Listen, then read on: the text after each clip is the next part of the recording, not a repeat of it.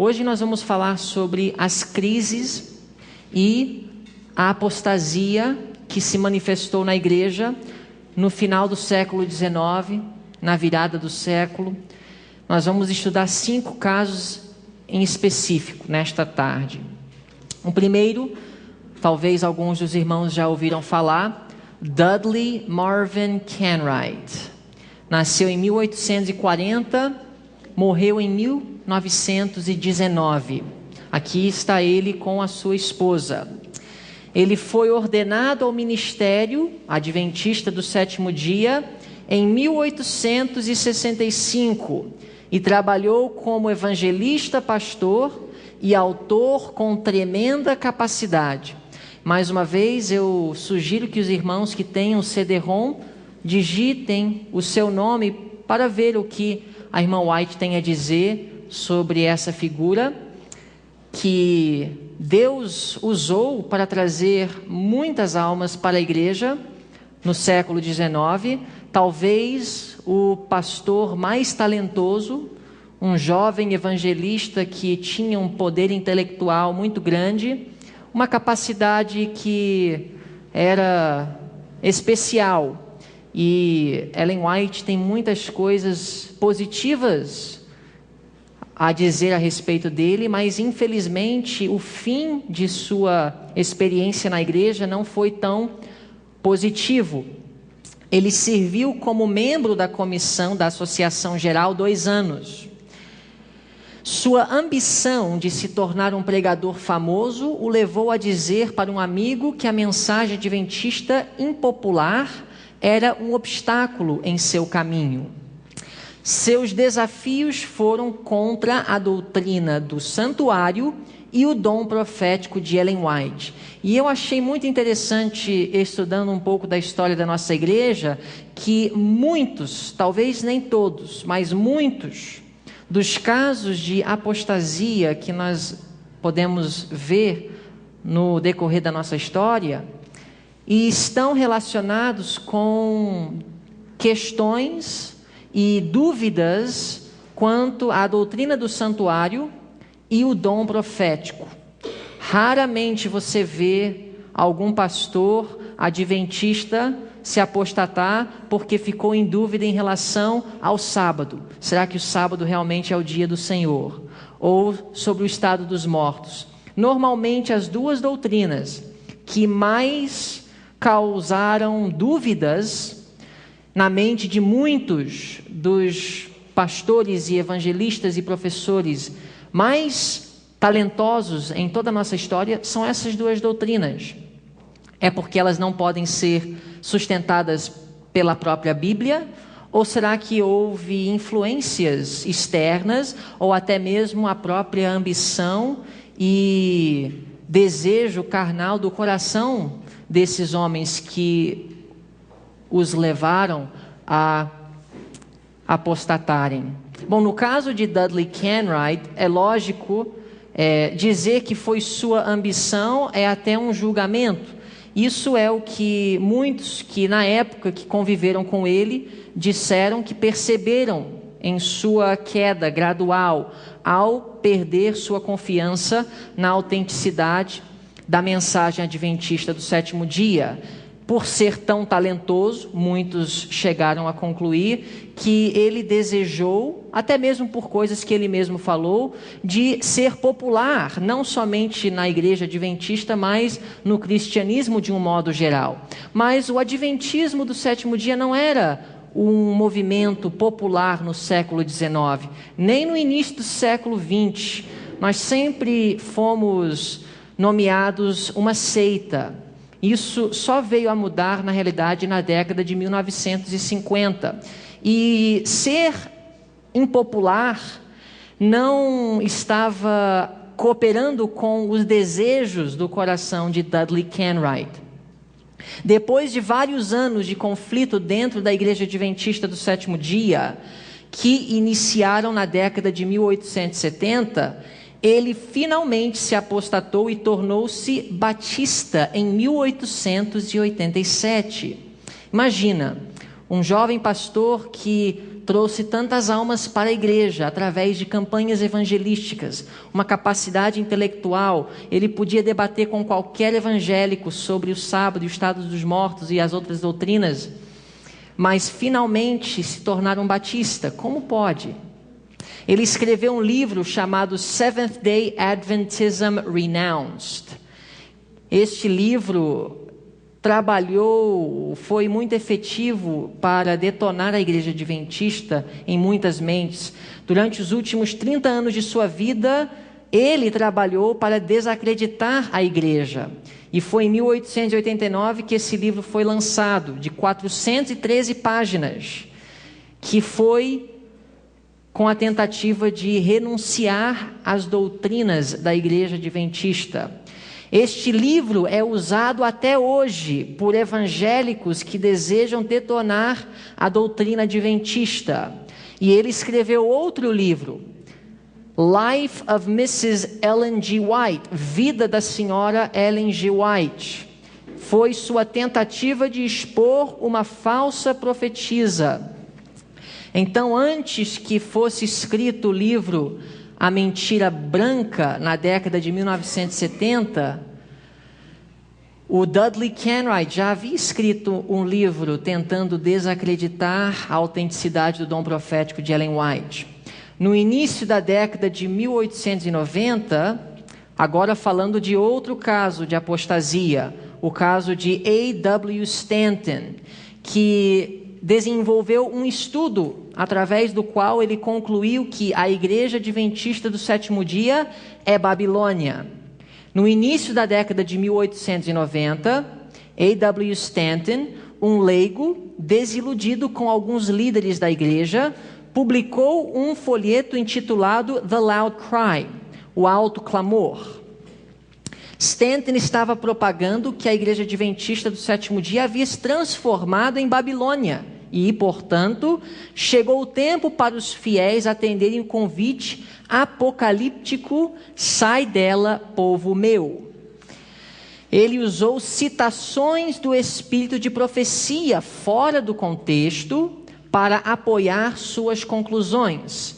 Eu creio que vocês que já devem ter lido o livro Testemunhos para Ministros já perceberam que as primeiras 100 páginas, mais ou menos, do livro tratam do assunto de se a igreja adventista é ou não é Babilônia. A irmã White bem claramente se posiciona falando que não, de forma alguma. E foi nesse contexto que ela escreveu aquelas páginas, que são muitas, defendendo a igreja de Deus e dizendo que ela não é Babilônia. Foi A.W. Stanton que criou a necessidade de ela demorar tanto em seus escritos falando que a igreja não é Babilônia. No início da década, Ellen White recusou-se de endossar suas ideias, escrevendo: meu irmão, soube que estás assumindo a posição de que a igreja adventista do sétimo dia é a Babilônia e de que todos os que se querem salvar devem sair dela. Não sois o único homem que o diabo tem enganado nessa questão. Durante os últimos 40 anos, isso ela escrevendo por volta de 1890, um homem após outro tem se levantado, alegando que o Senhor o enviou com a mesma mensagem. Mas permite-me dizer-vos, como a eles tenho dito, que essa mensagem que proclamais é um dos enganos satânicos destinados a criar confusão entre as igrejas, no caso as igrejas adventistas do sétimo dia. Testemunhos para Ministros, páginas 58 e 59. Então, segundo Ellen White, algum homem se levantando com essa mensagem, que a igreja adventista do sétimo dia é Babilônia, está proclamando um dos enganos satânicos destinados a criar confusão na igreja. A irmã White escreveu uma série de 4 artigos sob o título A Igreja Remanescente Não é Babilônia, para neutralizar o movimento espúrio gerado no coração do irmão Stanton. Número 3, o movimento da carne santa. No final da década de 1890, Nasceu nas igrejas da Associação de Indiana, nos Estados Unidos, o movimento da carne santa. Imagino que todos vocês já ouviram falar da doutrina da carne santa. Agora, o que nós queremos descobrir aqui ao analisar a história? O que é realmente a doutrina da carne santa? E como que a igreja enfrentou essa crise na virada do século? Através de uma apresentação do pastor evangelista S.S. Davis, o presidente da Associação de Indiana, R.S. Donnell, e muitos outros pastores ouviram e abraçaram a doutrina da carne santa, como seus promotores decidiram designá-la. Aqui nós temos o estado de Indiana, onde este movimento espúrio se manifestou. Vocês podem ler no livro Mensagens Escolhidas, volume 2, no início do livro, vários trechos do Espírito de Profecia, onde ela comenta sobre a manifestação dessa doutrina falsa. Toda a comissão diretiva da Associação de Indiana, entre 1898 e 1899, tornou-se favorável a essa ideia. Irmãos, imaginem como Satanás teve a capacidade de conduzir uma associação inteira no caminho da apostasia, começando com o próprio presidente da Associação de Indiana, que abraçou essa mensagem trazida por um dos pastores da própria Associação de Indiana, falando sobre essa ideia da carne santa, que vamos descobrir o que é daqui a pouco. Defrontados com o desenvolvimento rápido dessa crença, ou seja, notícias de o que estava acontecendo na Indiana transbordaram para outros estados e outras regiões nos Estados Unidos. E a liderança da Associação Geral, defrontados com o desenvolvimento rápido dessa crença, desenvolveram planos para esclarecer a verdade acerca do assunto. E quem foi o homem designado para ir representando a igreja ao estado de Indiana, para tentar acalmar e resolver a situação? Stephen N. Haskell, que foi pastor pioneiro, administrador, presidente de uma faculdade adventista, o primeiro missionário da igreja oficialmente enviado para a Austrália. Ele foi enviado pela Associação Geral ao estado de Indiana para tentar ver o que estava acontecendo e tentar resolver a crise. O pastor Haskell foi missionário, professor, administrador e presidente de várias associações, cujas obras escritas incluíam The Story of Daniel the Prophet, que é um livro sobre o livro profético de Daniel. E, irmãos, talvez um dos melhores livros que a nossa igreja já produziu sobre o livro profético de Daniel. Também escreveu o livro The Story of the Seer of Patmos, a história do vidente de Patmos, que é um livro sobre o livro profético de Apocalipse. Também escreveu o que, na minha opinião, é o melhor livro que nós já produzimos como igreja sobre o santuário, The Cross and its Shadow, A Cruz e Sua Sombra. Não temos em português, mas quem entende inglês, sabe ler inglês, entra na internet, procure adquirir esses livros, porque o Stephen Haskell, um autor muito, muito profundo, um homem de Deus, um pioneiro que foi muito respeitado pela irmã White, e ele foi o homem designado pela Associação Geral para enfrentar a crise do movimento da carne santa. Em 1900, a Associação Geral enviou os pastores S.N. Haskell e A.J. Breed como delegados ao encontro campal em Muncie, Indiana, de 13 a 23 de setembro. Alguém sabe onde estava a irmã White na época? 1900. Ela estava na Austrália, longe. Então a igreja estava enfrentando essa crise com a profetisa longe, no outro lado do mundo. Ao retornar a Battle Creek, a sede da Associação Geral naquela época, Haskell deu notícias a seus colegas da liderança da igreja e também a Ellen White, via correspondência, via uma carta. Aqui está a cidade de Muncie, Indiana, onde a Campal foi realizada, onde o Stephen Haskell esteve presente, para avaliar o que era realmente essa doutrina designada pelos promotores como a carne santa. Haskell enviou uma carta datada de 25 de setembro de 1900, informando-a, a irmã White, da situação da igreja na Indiana. Agora, nós temos acesso a essa carta, então, o que nós vamos analisar do conteúdo que Haskell compartilhou com a irmã White não é um segredo, nós podemos averiguar vendo a própria carta.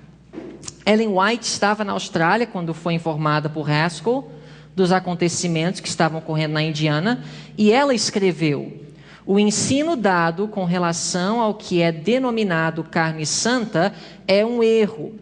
Isso foi uma resposta de Ellen White ao Stephen Haskell, depois de ela receber do próprio Haskell uma avaliação do que eles estavam propagando. Então, qual foi a posição de Ellen White, depois de receber as informações de Haskell, quanto à doutrina da carne santa? Este ensinamento é o quê? Um erro. Então, o que será que Haskell disse para Ellen White? O que será que ele avaliou? Como que ele entendeu a doutrina da carne santa que o fez escrever a Ellen White, que resultou em Ellen White escrever de volta para ele, dizendo que esse ensino é um erro? Nós podemos ler o que ela escreveu, em tudo que ela escreveu, de volta ao Haskell, no livro Mensagens Escolhidas, volume 2, páginas 31 a 39. Mas o que Haskell escreveu para ela? Essa é a questão, porque o que nós encontramos em Mensagens Escolhidas é o que ela escreveu de volta para Haskell, uma vez que ele havia a informado acerca do que ele testemunhou em Muncie, Indiana. Então, é isso que nos interessa. Os defensores da doutrina da carne santa alegavam que Cristo era nosso exemplo e que era possível nós sermos como ele foi, ao seguir o seu exemplo, antes da segunda vinda. Parece o que muitos pregam hoje, não é?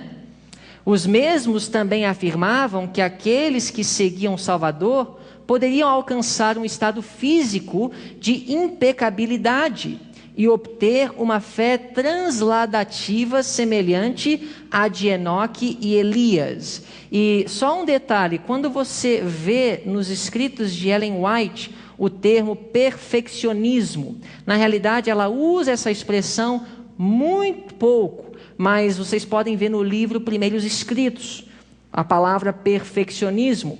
Quando ela usa o termo, ela está se referindo justamente à carne santa, ou à doutrina que foi desenvolvida lá no estado de Indiana. A premissa de S.S. Davis era que Cristo tomou a natureza de Adão antes da queda e que ele, portanto, possuía carne santa. Daqui a pouco nós vamos ler um pouco da carta de Haskell, mas procuram entender. Esses irmãos em Indiana acreditavam que nós podemos ser como Jesus, que ele é o nosso modelo. Tudo bem. Só que a premissa deles era que Jesus tinha uma carne santa. Então, se Jesus é o meu modelo e ele tinha uma carne santa, então eu também posso adquirir uma carne santa. Ou seja, Jesus tinha uma natureza impecável. E se ele é o meu exemplo, eu devo seguir e devo ser como ele foi, então eu também posso chegar a esse estado de impecabilidade. Baseado nessa premissa, ele reivindicava ser possível a obtenção da mesma natureza perfeita ao seguirmos a Cristo. Esse foi o problema da carne santa. A premissa era o que eles entendiam ser a natureza humana de Cristo. Vamos ler o que Haskell escreveu a Ellen White, porque foi essa carta que trouxe a carta escrita de Ellen White a Haskell, que está registrada em Mensagens Escolhidas, volume 2. Haskell escreveu a Ellen White dizendo: sua teologia nesse ponto parece ser esta: eles creem que Cristo tomou a natureza de Adão antes da queda. Portanto, ele, Cristo, segundo os defensores da doutrina da carne santa, se revestiu da humanidade como ela era no jardim do Éden. Então, a humanidade era santa e essa foi a que Jesus tomou sobre si. E agora, dizem eles, chegou até nós o tempo especial de nos tornarmos santos nesse sentido. Em qual sentido? No sentido de Cristo, que segundo eles, quando veio ao mundo, assumiu a natureza de Adão antes da queda. Aqui está a carta de Haskell. Nesse caso, continua Haskell escrevendo a Ellen White: teremos a fé da transladação e nunca morreremos, porque quem tem carne santa não morre. Para você morrer, você precisa de uma natureza caída. Quando nós declaramos que acreditávamos, quem é nós aqui? Haskell e Breed, aquele que foi enviado com ele para Muncie, Indiana, pela Associação Geral, os dois delegados. Quando nós declaramos que acreditávamos que Cristo nasceu da decaída humanidade, eles nos representavam como crendo que Cristo pecou, apesar do fato de havermos colocado nossa posição com tal clareza que não víamos como alguém haveria de entendê-la mal. Stephen Haskell a Ellen White, 25 de setembro de 1900. Então vocês conseguiram entender a dinâmica? Nós temos uma crise em Indiana. Nós temos o presidente da associação e vários pastores abraçando essa nova luz da carne santa. Isso transborda para outros estados e outras associações, até que chegue à Associação Geral. A Associação Geral, vendo diante dela uma crise, envia 2 delegados, um deles sendo Haskell.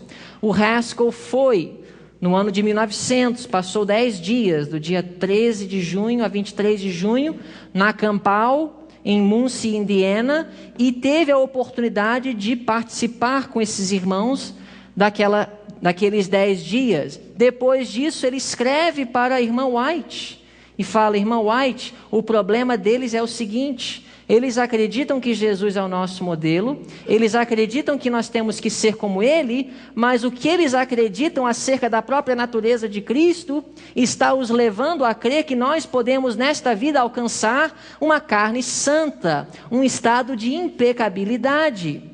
E quando nós tentamos dizer para eles que Jesus não tinha carne santa, que ele tinha uma natureza decaída, eles começaram a nos acusar que nós estávamos dizendo que Jesus é pecador. Então, isso esclarece muito o que era realmente a ideia da carne santa. A ideia da carne santa é: nós podemos ter uma natureza perfeita. Nós podemos chegar ao ponto de experimentar a qualidade, nossa natureza física que Adão experimentou, ao ponto de nem chegarmos mais a morrer. Nossas inclinações e tendências são todas santas e puras. Não podemos pecar porque nós estamos inclinados agora ao bem. Isso levou a muito fanatismo, ao ponto de um homem achar que sua atração por outra mulher, que não era sua esposa, deveria ser a vontade de Deus, porque sua carne é santa, e suas tendências, portanto, são santas, e então deve ser a vontade de Deus, que eu troque essa mulher por minha esposa. E isso aconteceu, irmãos. E esse era o tipo de fanatismo que a igreja estava enfrentando com este movimento da carne santa. Haskell havia escrito o seguinte sobre a natureza humana de Jesus. Veja qual era a posição de Haskell, um escritor, um pastor, administrador, muito respeitado dentro da igreja na época. Isso veio do Signs of the Times, 2 de abril de 1896, isso antes da própria manifestação do movimento da carne santa. Haskell escreveu: Ele, Cristo, não veio a este mundo e tomou sobre si mesmo a condição de Adão, mas desceu mais e mais baixo para encontrar o homem onde ele estava, enfraquecido pelo pecado, poluído por sua própria iniquidade. Essa era a posição de Haskell. Em outro artigo, ele havia escrito, Signs of the Times, 9 de abril de 1896, Cristo não se revestiu da natureza dos anjos, ou mesmo do homem no estado em que foi criado, mas de nossa natureza decaída. E então, essa era a posição de Haskell.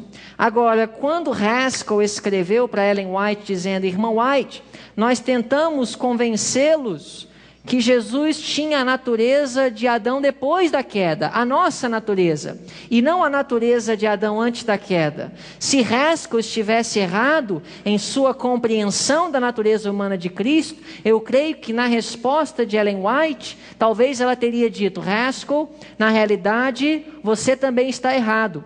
Eles estão errados porque eles acreditam que nós podemos ser como Jesus, mas você está errado porque você acredita que Jesus foi como nós somos em sua natureza. Mas essa não foi a resposta de Ellen White. Ellen White, na realidade, concordou com Haskell em toda a sua avaliação e chegou à conclusão: se é isso que eles estão ensinando, então essa doutrina é espúria, ela está errada. Ellen White definiu os ensinamentos do movimento da carne santa como? E vocês podem buscar em Mensagens Escolhidas, volume 2, páginas 31 a 39.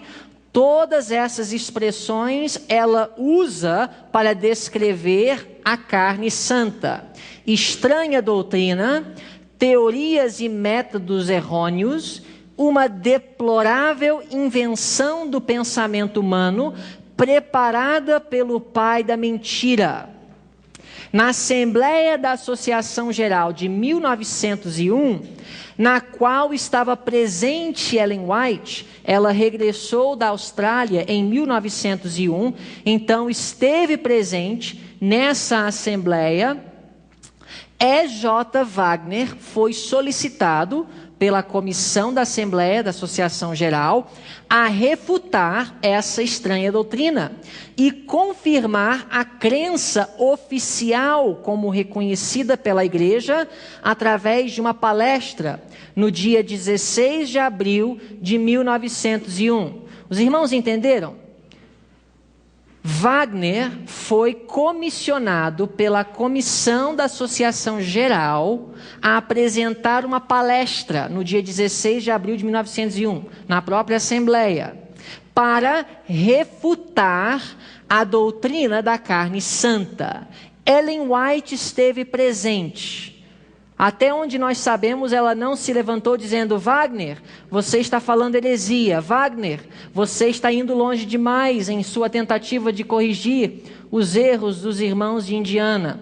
Até onde nós sabemos, Ellen White concordou com tudo que Wagner apresentou naquele dia. Qual foi o objetivo de Wagner em seu discurso? Refutar a doutrina da carne santa. Vocês querem ler comigo um pouco do discurso de Wagner? Muito esclarecedor. Ele declarou, isso aqui é um transcrito real daquilo que Wagner, naquela assembleia, apresentou aos delegados como uma refutação da doutrina da carne santa. Vocês não percebem que a ideia de que a carne de Jesus não era semelhante à nossa, necessariamente envolve a ideia da Imaculada Conceição da Virgem Maria? Vocês entenderam o que ele perguntou aqui? Vou ler mais uma vez, eu não sei se eu li direito. Vocês não percebem que a ideia de que a carne de Jesus não era semelhante à nossa, necessariamente envolve a ideia da Imaculada Conceição da Virgem Maria? Prestem atenção, nele não há pecado, mas o mistério de Deus manifesto na carne, a maravilha dos séculos, o assombro dos anjos, que mesmo agora desejam compreender e sobre o qual não podem formar uma ideia exata, exceto como o ensinam para a igreja, é a perfeita manifestação da vida de Deus em sua imaculada pureza na carne pecaminosa. Ele continua dizendo: não é mesmo uma maravilha? Cristo estabeleceu a vontade de Deus na carne e assim provou que a vontade de Deus pode ser realizada em qualquer humana e pecaminosa carne. Mas antes de tudo, essa maravilha precisa ser realizada no homem pecaminoso, não simplesmente na pessoa de Cristo, mas em Jesus Cristo reproduzido e multiplicado em seus milhões de seguidores. Jesus nos concede a experiência de seu poder na carne pecaminosa. Por que Wagner foi tão enfático em repetir vez após vez carne pecaminosa? Porque os defensores da carne santa alegavam que nós podemos alcançar carne ou natureza santa, impecável. E Wagner estava dizendo: não, irmãos, nós podemos alcançar vitória sobre o pecado nessa carne pecaminosa, através do mesmo poder que estava disponível a Jesus, o qual veio também com essa mesma carne, e através de sua dependência no Pai, viveu uma vida pura e perfeita. Ele continuou dizendo, eu gostaria de poder ler para vocês todo o sermão de Wagner naquele dia, mas o tempo não permite. Para calcar a pés e tornar submissa à sua vontade essa carne pecaminosa. Não importa o que nossa herança possa ter sido em natureza, o Espírito de Deus tem poder sobre a carne pecaminosa e pode reverter completamente tudo isso e tornar-nos participantes da natureza divina, libertando-nos da corrupção que pela concupiscência há no mundo. Assim Deus manifesta seu poder por nosso intermédio. Elliot Wagner, General Conference Bulletin, de 1901, página 401. Então essa foi a posição de Wagner, e foi através deste discurso que os delegados naquela assembleia puderam se posicionar contra o movimento da carne santa. Ellen White também participou. Ela escreveu: todos podem obter agora corações puros. O que puros? Há uma diferença entre um coração puro e uma carne pura, ou uma carne santa. Todos podem obter agora corações puros, mas não é correto pretender nesta vida possuir o que, irmãos? Carne santa. Então, realmente, o perfeccionismo é uma heresia.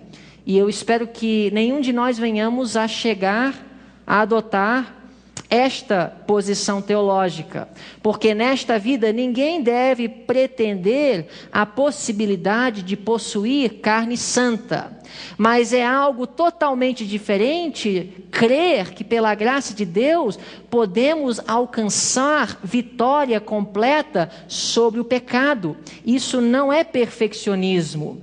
Carne santa, perfeccionismo, é pretender inclinações puras, possuir carne santa. Agora, um coração, um caráter que é submisso à vontade de Deus, revelado através de sua palavra, e pela graça e o poder de Deus, viver em harmonia com a sua lei, não é perfeccionismo, nunca foi reconhecido assim como perfeccionismo dentro da igreja de Deus. O apóstolo Paulo declara: eu sei que em mim, isto é, na minha carne, não habita bem algum. Aos que têm procurado tão ativamente obter pela fé a chamada carne santa, quero dizer, não a podeis obter. Nenhuma pessoa dentre vós tem agora carne santa. Nenhuma pessoa tem o que, irmãos? Carne santa. Eu nunca li. Ser humano algum na terra tem carne santa. É uma impossibilidade. E quando que teremos carne santa? Quando essa natureza física nossa será transformada? Quando Jesus voltar, é o que nós chamamos da glorificação. Hoje nós estamos no processo da santificação, que é a renovação da nossa mente, é o nosso caráter transformado pelo poder de Cristo. Seja esse aspecto de doutrina levado um pouco mais longe e conduzirá à pretensão de que seus defensores não podem pecar, de que uma vez que tenham carne santa, suas ações são todas santas, que porta de tentação se abriria assim? E se bem que não possamos pretender a perfeição da carne, podemos possuir perfeição cristã da alma. Isso é irmão White falando, irmãos.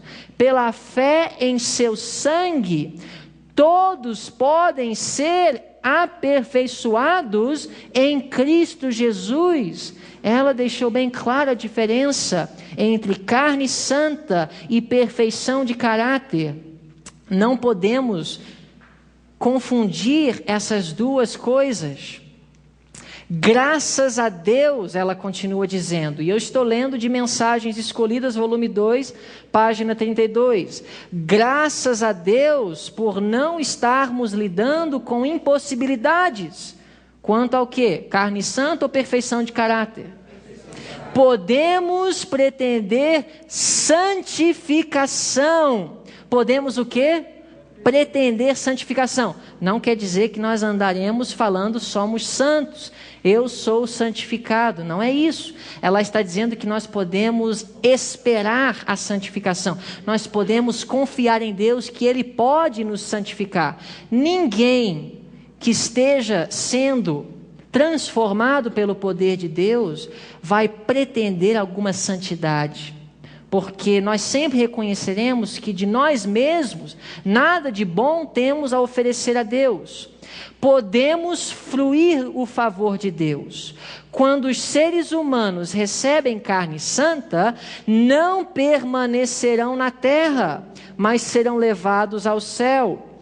É por ocasião de sua vinda que Cristo deve transformar nosso corpo abatido para ser conforme o seu corpo glorioso. Então aqui, bem claro, é na glorificação que nós, pela graça de Deus, se formos fiéis até o fim, receberemos carne santa. Qual foi então o resultado da Assembleia de 1901, na qual tanto Wagner como também a irmã White apresentaram discursos sobre a verdadeira vitória e o que é a heresia da carne santa. A mensagem de Wagner e o testemunho de Ellen White foram atendidos, e no dia seguinte, os dois principais líderes do movimento, R.S. Donnell e S.S. Davis, confessaram seu erro defronte a um auditório de mais ou menos 300 espectadores. Isso revela tremenda humildade. Esses homens estavam já há mais de 3 anos propagando uma doutrina e conseguiram convencer muitos, centenas de pessoas. E depois são, não em sua pessoa, mas em sua teoria, humilhados diante de mais de 300 pessoas e ter a humildade de reconhecer: estivemos errados. O pastor evangelista Davis continuou crendo e ensinando que Cristo se revestiu na natureza de Adão antes da queda, lamentavelmente. Em 1903, E.J. Hankins, que sucedeu a R.S. Donnell como presidente da Associação de Indiana, escreveu a Davis para perguntar-lhe acerca de sua teologia. A carta de 15 de março de 1903 de Davis a Hankins revela que Hankins fez 8 perguntas a Davis, 4 das quais conduziam diretamente à doutrina da encarnação de Cristo. A resposta de Davis confirma que ele não mudou sua posição com relação à natureza de Cristo e, portanto, em 1905, ele foi excluído definitivamente do ministério adventista. Ele deixou finalmente a igreja para unir-se aos batistas, onde foi ordenado ministro. E R.S. Donnell, em 1905, foi readmitido ao ministério. Quarta apostasia, João Harvey Kellogg e a crise panteísta. Durante os anos de 1876 a 1904, como talentoso médico, escritor prolífico e eficiente administrador, o Dr. Kellogg prestou a IASD um serviço sem precedentes na área de saúde, sendo talvez o membro da igreja mais bem conhecido pelo público. Não sei se vocês sabem, mas monarcas vieram da Europa para se tratarem no sanatório de Battle Creek. O sanatório de Battle Creek ficou conhecido não só nos Estados Unidos, entre o mundo secular, mas em outros países. Deus estava operando poderosamente através desse homem e através da mensagem de saúde. Nós tivemos, através de João Kellogg, um vislumbre do que poderia ter sido o poder da igreja se ela tivesse sempre, em toda a sua história, abraçado a luz da reforma de saúde. Vocês lembram da história da rainha de Sabá, que veio a Jerusalém para conhecer a sabedoria, a famosa sabedoria de Salomão? Como esse povo é tão próspero, como esse povo é tão prudente, como esse povo é tão superior às outras nações. A prosperidade de Israel, sob a liderança de Salomão, antes de sua apostasia, foi sem precedentes. E isso chamou a atenção das nações. E nós tivemos, sob a administração de João Kellogg, no sanatório de Battle Creek, um vislumbre do que poderia ter sido. Imaginem se todos os nossos hospitais fossem, na realidade, clínicas onde as pessoas não recebem apenas tratamentos convencionais, mas uma educação de como viver em harmonia com as 8 leis de saúde. Irmãos, são poderosas as orientações de Deus para restaurar a nossa saúde. Mas é parecido com os dias de Eliseu e Naamã. Eliseu, profeta de Deus, deu um conselho a Naamã, que estava doente, dizendo o que ele deveria fazer para ter sua saúde restaurada. Mas o método de Deus foi simples demais e ele foi ferido em seu orgulho e a princípio rejeitou. Graças a Deus, depois ele se humilhou e foi convencido a voltar e teve com a Eliseu e eventualmente seguiu o conselho de Deus e foi curado. Irmãos, o Rio Jordão representa a mensagem de saúde, às vezes desprezada, parece não ter efeito, parece que é um sacrifício grande demais de aplicar, mas os resultados são sem precedentes. E eu estimulo aos irmãos a estudarem esse período de 1876 a 1904 e o poder que a nossa igreja teve de influência no mundo através de João Kellogg. Inclusive, o método de fazer de jejum, pelo menos entre o povo americano, foi revolucionado e até hoje é afetado pelas ideias de João Kellogg. Os sucrilhos que nós conhecemos hoje, vocês já perceberam que a marca é o quê? Kellogg. Vocês sabem que foi o irmão de Kellogg, juntamente com ele, que desenvolveram no próprio sanatório de Battle Creek os sucrilhos. Foi aí que foi inventado os cereais tão famosos que hoje é comido por milhões no mundo inteiro. Bom, nós não vamos conseguir terminar essa palestra hoje, mas daremos continuidade amanhã. Mas vamos ver se a gente consegue pelo menos terminar a sessão de Kellogg. Vamos conhecer um pouco acerca dele. O sonho dele era de que toda a igreja chegasse a ser formada por médicos missionários, bons samaritanos, o que ele dizia, enviados ao mundo. Será que essa visão era de Deus? Estava em harmonia com os conselhos de Ellen White. Vocês sabem que foi Tiago e Ellen White que patrocinaram Kellogg a estudar medicina. Foi através do apoio do casal White que ele obteve sua formação e depois, através da recomendação do casal White, assumiu a liderança do sanatório de Battle Creek. Kellogg perdeu respeito pelos pastores adventistas ao perceber que muitos não davam o valor que deveriam dar à mensagem de saúde, sendo muitos deles comedores de carne. Bom, a história nos mostra que houve muita fricção entre Kellogg e o presidente da Associação Geral, A.G. Daniels. O pastor Daniels foi presidente da Associação Geral até o ano de 1922. Ele foi o que estava na liderança quando a crise panteísta se manifestou.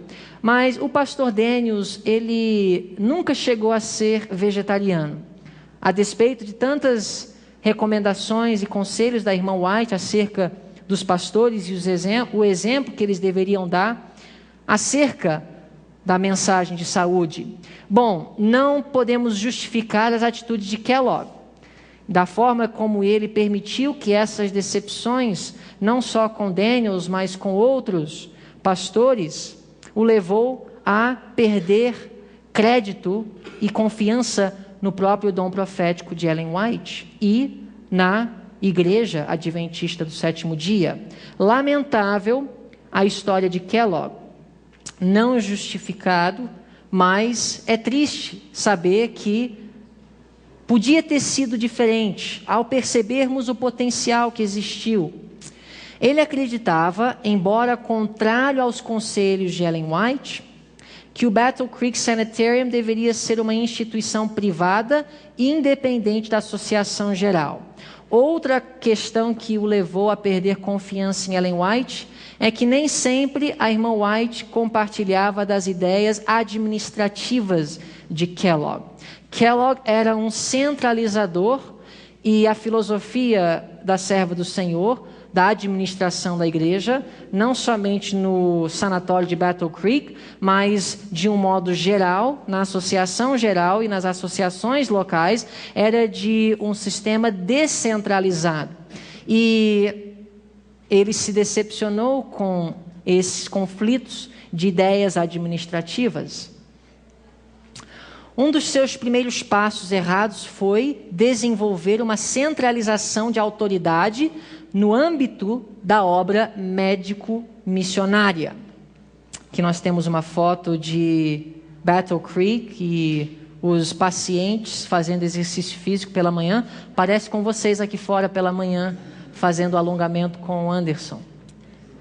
Na década de 1890, ele começou a difundir ensinos que a princípio pareciam atrativos, corretos e inofensivos, mas acabaram resultando em evidente panteísmo, que revela Deus como mera essência permeando o mundo natural. Não vou entrar nos méritos do panteísmo, não é o objetivo dessa palestra. O que eu quero fazer é relatar a história. Mas, para citar o próprio Kellogg, ele escreveu um livro chamado The Living Temple. Na página 28 diz: Deus é a explicação da natureza que se manifesta em meio de todas as coisas, movimentos e variados fenômenos do universo e por meio deles. Mas a ideia do panteísmo é muito mais abrangente do que isso e nem é minha especialidade e não é o meu objetivo agora falar sobre isso. Mas foi por causa da publicação desse livro, contrário aos conselhos da irmã White, que a casa publicadora foi queimada. Nós sabemos também que o próprio sanatório foi queimado na mesma época, porque havia uma desconsideração à luz que Deus estava tentando revelar à igreja. E haviam muitas questões, não foi apenas a crise panteísta de Kellogg, mas outras questões. Havia pecados na vida de alguns dos dirigentes da casa publicadora e problemas administrativos na sede da Associação Geral.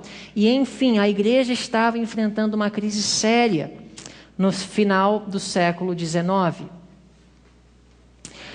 No Congresso da Associação Geral, celebrado em 1897, declarou com grande convicção: essa força que mantém unidas todas as coisas, estamos citando aqui o Dr. Kellogg, que está presente em todos os lugares, que palpita por todo o universo, que atua instantaneamente através do espaço ilimitado, não pode ser outra coisa senão o próprio Deus. Quão maravilhoso é pensarmos que o próprio Deus está em nós e em tudo.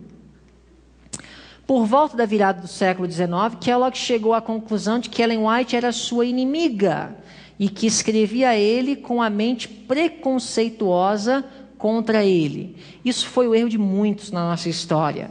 Achar que Ellen White está sendo influenciada por um dos meus inimigos. Lembra que muitos dos delegados da Assembleia de 1888 não aceitaram a mensagem de Jones e Wagner de Justiça pela Fé, a despeito da irmã White ter endossado a mensagem, porque acharam, ela passou por uma lavagem cerebral. Será que poderia ter isso acontecido? E você pode dizer, não, se eu tivesse lá, eu jamais teria caído nessa. Mas, irmãos, talvez seria muito fácil nós cairmos nessa, se nós analisarmos que hoje nós temos tantos conselhos dela que nós desconsideramos. Então, teria sido tão facilmente, naquela época, desconsiderar algum conselho que talvez não estivesse em harmonia com as nossas agendas e ideias preconcebidas. E a mesma coisa aconteceu com Kellogg. Quando a posição de Ellen White estava em conflito com as suas expectativas, ele julgava que ela estava sendo influenciada por outros. Numa reunião antes da Assembleia da Associação Geral de 1901, com vários líderes, a irmã White aconselhou que o sanatório de Battle Creek devia ser mudado para o campo e reduzido seu tamanho, dizendo, a menos que haja uma mudança, a mão de Deus cairá pesadamente sobre vós. E é exatamente o que aconteceu. Meses depois de Ellen White advertir, nós temos o famoso incêndio do Battle Creek Sanitarium. Eu tive o privilégio de visitar Battle Creek e até hoje é conhecido este fogo como fogo que nenhum homem podia apagar. Os bombeiros tentaram e eles mesmos ficaram admirados com o tipo de fogo que chegou a consumir o sanatório de Battle Creek. Em 18 de fevereiro de 1902, um incêndio destruiu os edifícios do sanatório. A casa publicadora, contrariando o conselho de Ellen White, aceitou os manuscritos do livro em referência, Living Temple, o Templo Vivo. Quando já as chapas metálicas estavam prontas para imprimi-lo, o juízo divino se fez sentir e a casa publicadora sofreu os resultados da ação devastadora de um incêndio. Outra prova confirmando a autenticidade do dom profético de Ellen White. Ela foi uma profetisa verdadeira. Os manuscritos foram enviados posteriormente a outra editora, que imprimiu uma grande tiragem do livro Living Temple, e desta maneira a cisânia do panteísmo passou a ser difundida com grande eficiência e maior repercussão. Destacados pregadores, respeitados médicos e conhecidos educadores adventistas, apesar dos avisos da irmã White, aceitaram os ensinamentos de Kellogg, gerando uma crise sem paralelo na história da IASD. Por que essa foi considerada a maior crise até o momento? Porque essa foi a que varreu mais homens da igreja. Kellogg era um homem influente na igreja.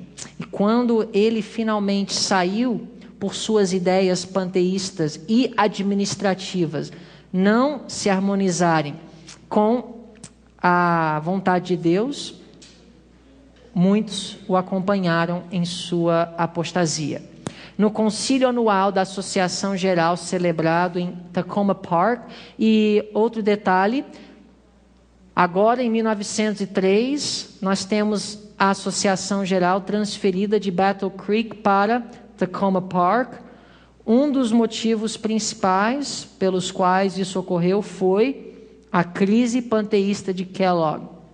Foi mudada a sede de Michigan para Washington para que os resultados da apostasia de Kellogg fossem menos prejudiciais. Aqui nós temos A.G. Daniels, o pastor Daniels, presidente da Associação Geral, leu diante dos membros do concílio as seguintes palavras da irmã White: sede cuidadosa acerca de como defendeis os conceitos deste livro no tocante à personalidade de Deus, falando do livro Living Temple. Segundo me apresentou o Senhor, estes conceitos não têm aprovação de Deus, são um ardil que o inimigo preparou para estes últimos dias. Isso Ellen White, carta ao pastor Daniels, de 1903. A leitura do manuscrito em referência produziu unidade entre os que se dispuseram a aceitar os conselhos enviados pela pena inspirada e separação da parte daqueles que preferiram seguir suas próprias convicções, repudiando o testemunho inspirado.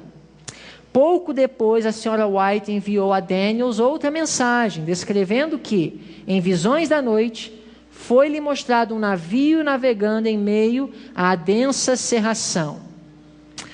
Pouco tempo depois de enviar os testemunhos acerca dos esforços do inimigo para solapar os alicerces da nossa fé, mediante a disseminação de teorias sedutoras, lera eu um incidente acerca de um navio envolto em cerração, tendo à frente um iceberg. E o iceberg nessa visão representa a crise panteísta de Kellogg. Por várias noites pouco dormi, tinha a impressão de estar arcando sob um fardo, como um carro carregado de molhos. Uma noite foi-me apresentada claramente uma cena. Achava-se sobre as águas um navio, envolto em densa cerração. Súbito o vigia bradou: iceberg à frente. Ali, elevando-se muito mais alto que o navio, estava um gigantesco iceberg. Uma voz autorizada exclamou: enfrentai-o! Não houve um momento de hesitação. Urgia ação rápida. O maquinista pôs todo o vapor e o timoneiro dirigiu o navio diretamente para cima do iceberg. Com um estrondo, o navio deu contra o gelo. Houve tremendo choque e o iceberg se desfez em muitos pedaços, despencando sobre o convés com um ruído de trovão. Os passageiros foram sacudidos violentamente pela força da colisão, nenhuma vida se perdeu. O navio sofreu avaria, mas não irreparável. Refez-se da colisão, tremendo de proa a popa, qual criatura viva, e seguiu então seu caminho. Essa foi a descrição, um símbolo da crise que a igreja enfrentou. O navio aqui sendo a própria igreja. E o capitão parece ser o presidente da Associação Geral, ao qual Ellen White estava escrevendo, colocando sobre ele a responsabilidade de enfrentar a crise, que teve resultado na Assembleia de 1903 e a questão de resolver o problema de Kellogg e os seus ensinamentos panteístas. Vocês podem ler essa visão em Mensagens Escolhidas, volume 1, páginas 205 e 206. Muitas outras questões separaram o Dr. Kellogg da verdade, além do panteísmo. E no dia 10 de novembro de 1907, a igreja de Battle Creek o excluiu, sem protesto dele, como membro da IASD. Embora Kellogg tenha afirmado que não mudou suas crenças religiosas, ele passou os próximos 36 anos de sua vida amargurado com a liderança da igreja. Bom, amanhã nós falaremos sobre o quinto do nosso tema de hoje, que é um homem chamado Albion Fox Ballinger. E a história dele é interessante. Outro ministro talentoso que perdeu sua confiança na autenticidade da nossa doutrina do santuário. Nós vamos descobrir amanhã qual foi a premissa de Ballinger, que eventualmente o levou a rejeitar a verdade que nós temos um santuário celestial e que nós temos nessa doutrina duas fases do ministério sumo sacerdotal de Cristo. A segunda, iniciando a partir do ano de 1844. Antes de aparecer Desmond Ford, Albion Ballinger já estava dentro da igreja adventista, na virada do século, propagando